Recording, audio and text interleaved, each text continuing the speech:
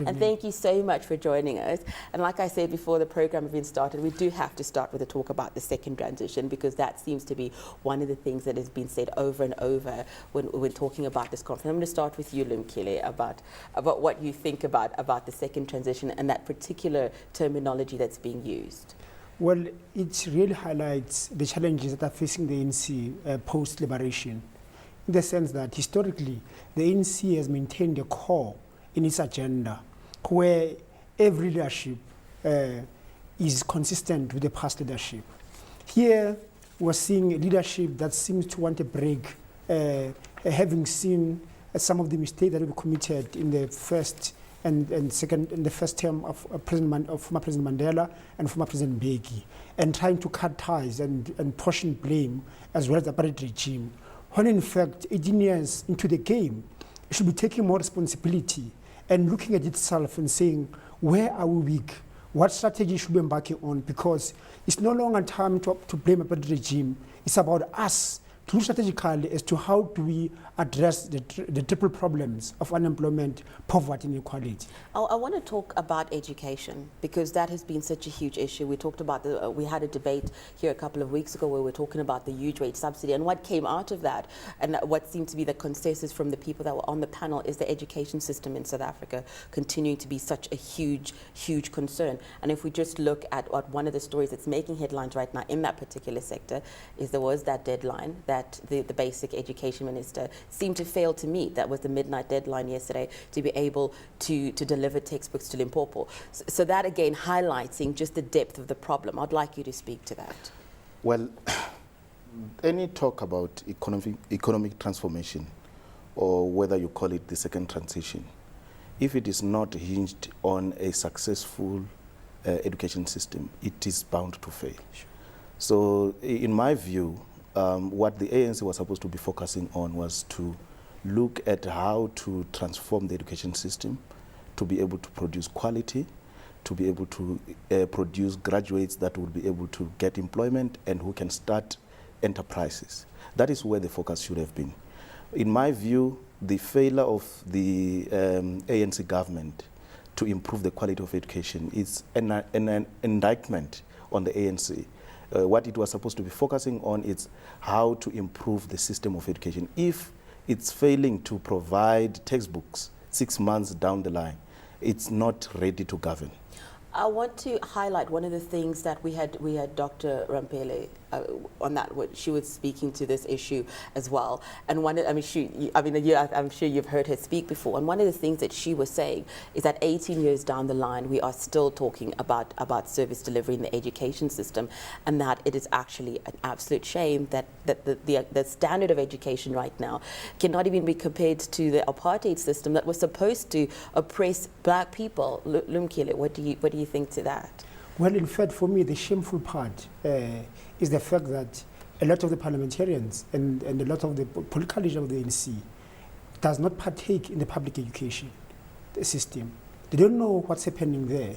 So there is a sense of feelings among some of us that, in fact, because the children go to model school and private schools, therefore, they can get on with it. But the reality is what Mr. Malada has said, that, for us to grow the economy, the first step to do is to make sure that education is there. More importantly, education also is very important for people that can come out of poverty. I mean, lots of us come from very, very poor backgrounds. But through that poor Bantu education that many of us fought against in the 70s, we've been able to come out as professionals, we've been able to compete in the global space. So why isn't the ANC making that number one priority? But why isn't the ANC making that number one priority? Well, the ANC has made education a priority. In the manifesto of the 2009 elections, as well as the new government, when it took over, it made education one of the priority list. What is clear is that you can declare and say whatever you want to say. If you do not focus on the key areas of logistics, on building the capacity of the state to provide services, you are bound to fail. That is where the ANC is failing. It's implementation of policies, it's monitoring of the systems. There are structures such as the MINMEC, which should have known, not even 6 months down the line, it should have known last year that there was going to be a challenge of supplying textbooks in Limpopo and was able to intervene then. Why is it that an intervention must only come after a court case? It means that the system of cooperative governance is failing. It means that there is no effective monitoring of the education system. There's not even a logistical process, even to the extent that what you would have expected is that immediately after this was picked up, a logistical machinery should have been instructed to be able to intervene and provide textbooks. It took 6 months, no textbooks. It took a court case, no textbooks. And what is it? It gets worse, just to on what Mr. Malada is saying. It gets worse.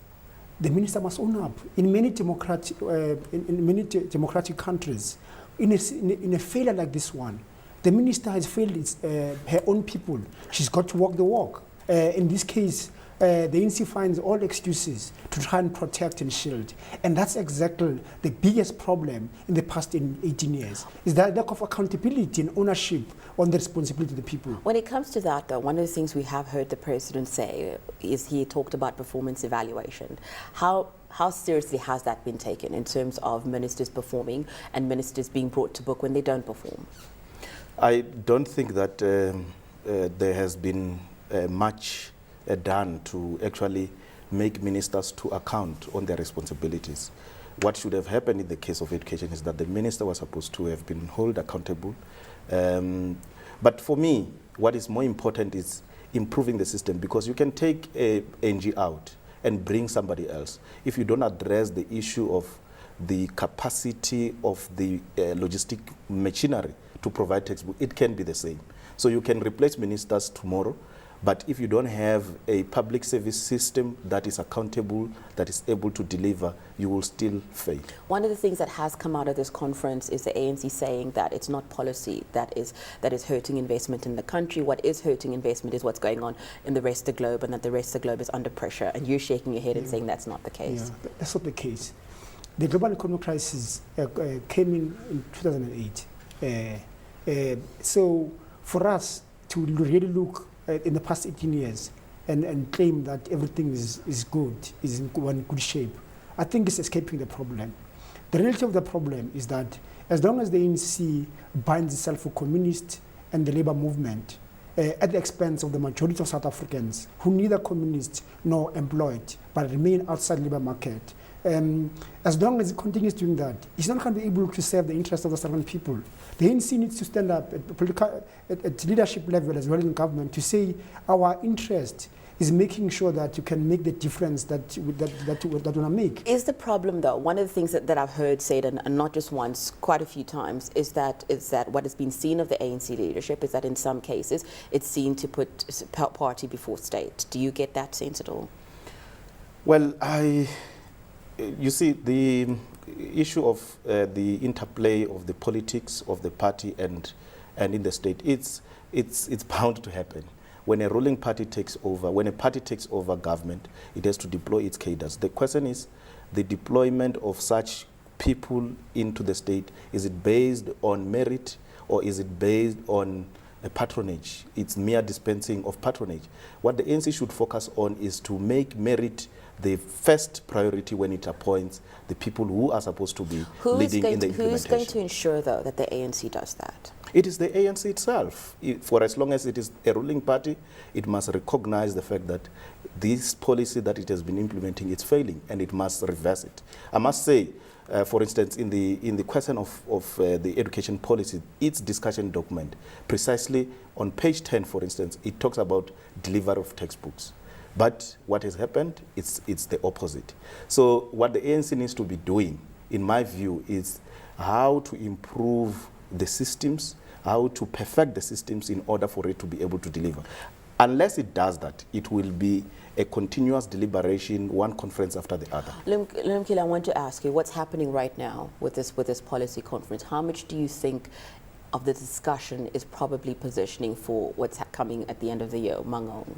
Well, in fact, the whole conference being shadowed by that, I think a lot of focus, I mean, the depth of debate in the ANC has really weakened quite tremendously in the past 18 years. Those of us who were very close to the ANC understood the level of debate, the frankness, the analysis about what the movement is about, where it is, taking frank knocks on its face and its chin to really make a huge difference. Nowadays, we scatter around the issues, and I think a lot of the debate is quite shallow because it's located within those parties that I've talked about earlier. What has changed? Because I remember... What has changed is that there's no education. There's no longer political education in the movement. The movement's strength was that we were all trained to read. That's how we went debate. We won position because you could argue, as we're arguing the three of us here, you could argue and put a sensitive, a very convincing view across. Nowadays, it's about patronage. It's about who is this, what am I getting from him or her, and not about the ideals and the debate that will make society better. So societies thrive because there's debate, there's differences, and at the end of the day, consensus wins. At the end of the day, though, everybody that's living in South Africa sits with this problem. So it's not just ANC, it's not just the opposition. Everybody sits with the education problem, the unemployment problem, the crime that is happening, the poverty. Every single South African deals with that. So when I asked you the question, what is to be done? Can it be left to the ANC that it's a democracy within itself and that we just hope that it's going to iron out the issues that it has within the party?